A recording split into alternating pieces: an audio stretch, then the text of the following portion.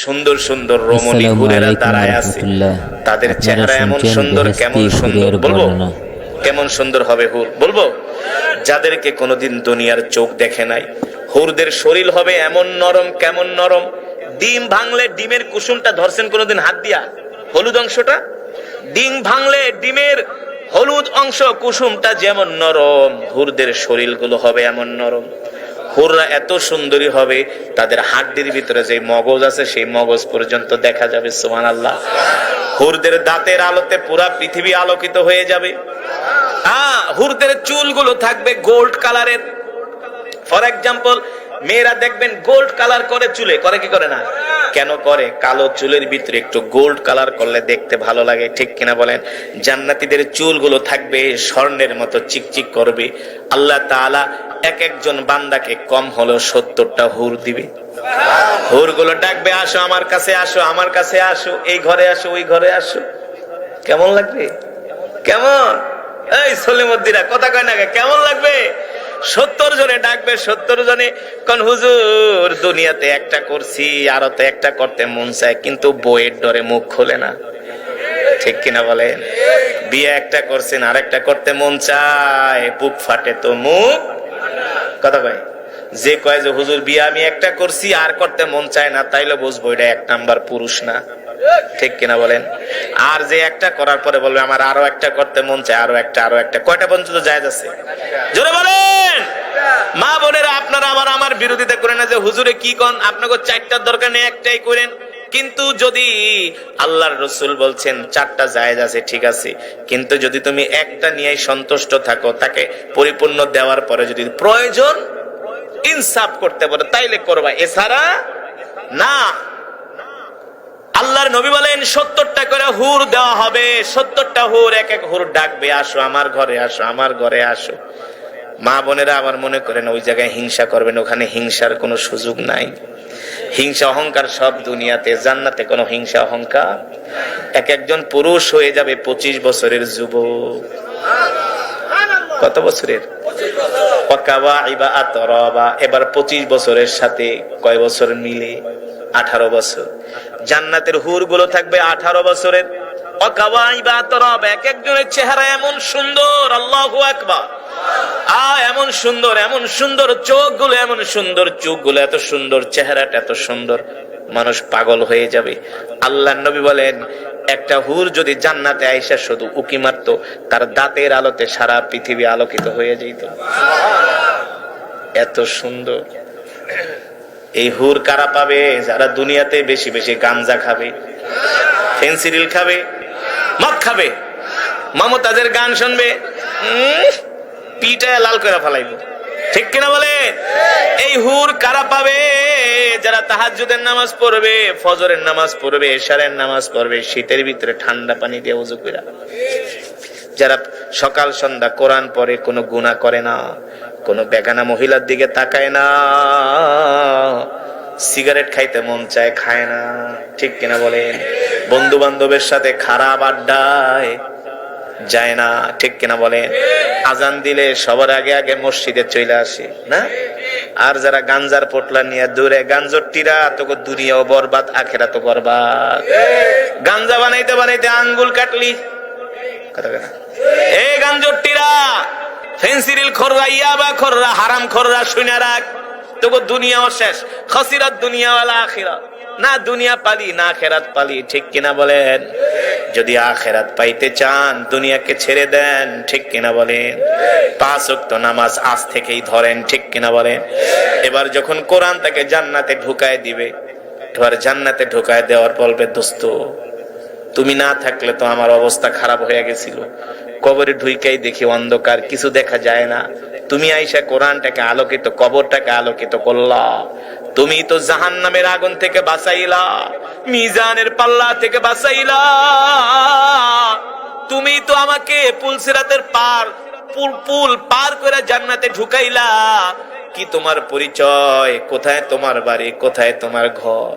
এবার আল্লাহর কোরআন ডাক দিয়া বলবে, দোস্ত মনে আছে নাকি ওই যে একজন কারি সাহেব আসছিল কুতুবপুরের ওয়াজি, কোরআনের তেলাওয়াত শুনে দৌড়ায় দৌড়ায় কোরআনের মাহফিলে গেছিলা, বৈশা বৈশা কোরআন শুনছিলা, চোখ দিয়া পানি ঝরছিল, আর মনে মনে তওবা করছো, আর কোনোদিন গুনাহ করবা না।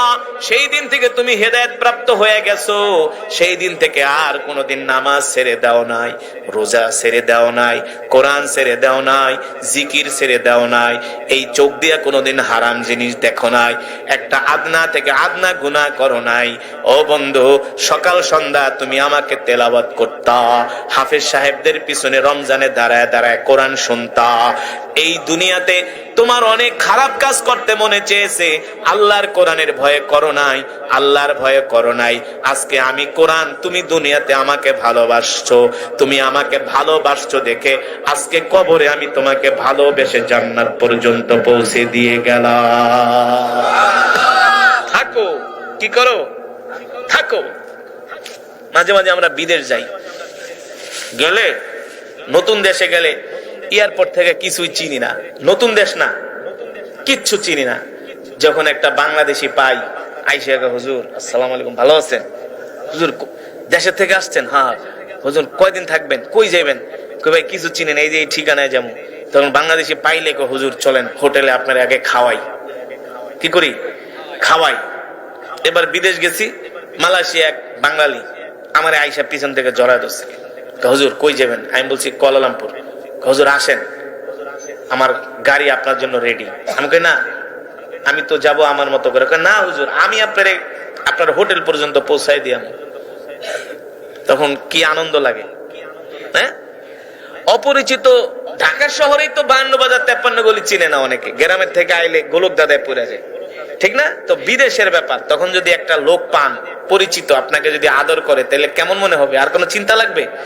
ভাই আপনি যতক্ষণ আছেন কোনো চিন্তা। আল্লাহর কোরআন সেই দিন আপনাকে আমাকে পথ দেখায় দেখায় জান্নাত পর্যন্ত পৌঁছে দিবে। কিন্তু জান্নাত পর্যন্ত তো যে পৌঁছে দিবে ঠিক আছে, কিন্তু সেই কোরআনকে তো দুনিয়াতে ভালোবাসতে হবে, ঠিক কিনা বলেন? দেখেন কিছু মানুষ ওয়াজ একটু শুনে গেছে, আছে না? এইটুক ধৈর্য কুলায় নাই। আর যদি আজকে আর্জেন্টিনা ব্রাজিলের ফুটবল খেলা হইতো, রাত 3টা পর্যন্ত জায়গা জায়গা খেলা দেখতে, কোন নায়িকা গায়িকা যদি এখানে নাচ দিত, দেখতেন ওরে বাবা, এলাকার সব কুত্তা কাত্তি সব আয়া পড়তো, ঠিক কিনা বলেন? হুমরি খায়া পড়তো। হ্যাঁ, রাত 3টা বাজে, আরো রাত যত গভীর হয় বিড়ির টান তত বাড়ে, গাঞ্জার মজা তত বাড়ে, ঠিক কিনা বলেন? হ্যাঁ, দুনিয়া তো মজা নিবা, আখেরাতেও মজা লইবে, এত সোজা না। আখেরাতের মজা পেতে হলে দুনিয়া বাদ দিতে হবে। রাজি আছেন? তাহলে আজকের মাহফিল থেকে আমরা ওয়াদা করব, জীবনে আর যতদিন বাঁচবো কোনোদিন আর নামাজ ছেড়ে দিব না। রাজি আছেন? জীবনে যতদিন বাঁচবেন কোনোদিন আর নামাজ ছেড়ে দিবেন না। কে কে রাজি আছেন? হাত উঠে আল্লাহকে দেখেন, হাত সোজা করেন, সোজা সোজা ডাক দেন, ইয়া আল্লাহ। আরো জোরে বলুন, ইয়া আল্লাহ। ওয়াদা করলাম আর কোনদিন নামাজ ছেড়ে দিব না, আল্লাহ গুনাহ করব না, আল্লাহ গুনাহ করব না, আল্লাহ গুনাহ করব না। আল্লাহ আমাদের কবুল করে নেন। হাত নামান। নামাজ পড়বেন তো? কয়েক তো কয়েক তো কয়েক তো অনেকের চেহারার দিকে তাকাইতেছি, ভালো মনে হইতেছে না। কয়েক তো? মাশাআল্লাহ, আল্লাহ কবুল করো। কবরে যেতে হইব না? দেখেন এখন মারা যান সর্বোচ্চ সকাল 9টা, না সর্বোচ্চ সকাল 9টা। এই শরীর থেকে দামি জামা কাপড় গুলা খোলায় ফেলাই।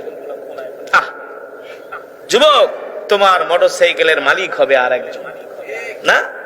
তুমি যে ঘরে ঘুমাতা, অটোমেটিক অন্য জনে এসে তোমার ঘর দখল, তোমার অস্তিত্বই থাকবে না।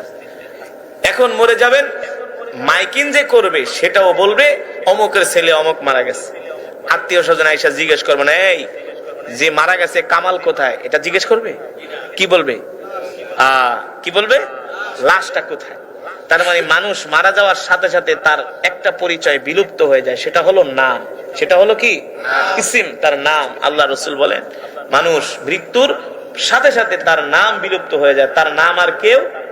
সুতরাং এই দুনিয়া একটা ধোঁকা। এই দুনিয়া কি? কে বলছেন?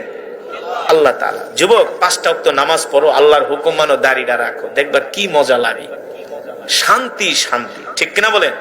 শান্তি।